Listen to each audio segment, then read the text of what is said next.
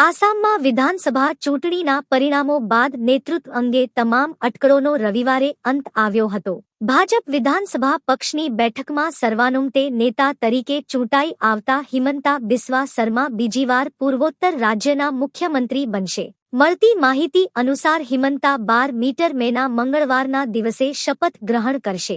બેઠક બાદ નડ્ડાએ જણાવ્યું હતું કે જોડાણના અન્ય સહયોગીઓ આસામ ગણ પરિષદ એજીપી અને બોડોલેન્ડ પીપલ્સ ફ્રન્ટ બીપીએફ એ પણ શર્માના નામને સમર્થન આપ્યું હતું.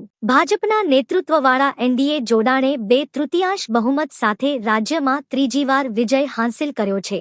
આસામમાં 126 સભ્યોની વિધાનસભામાં ભાજપે 82 બેઠકો પર બાજી મારી હતી, તો સાથી પક્ષો એજીપી અને બીપીએફને 10-10 બેઠક મળી હતી. હિમંતા બિસ્વા શર્માના શપથમાં મોદી સાથે ગૃહમંત્રી અમિત શાહ, ભાજપ અધ્યક્ષ નીતિન નબીન સહિત ટોચના નેતાઓ જોડાશે. ગુવાહાટીમાં શપથગ્રહણ સમારોહ માટે તડામાર તૈયારીઓ વચ્ચે ભાજપ કાર્યક્રમોમાં ઉજવણીનો માહોલ જોવા મળ્યો હતો.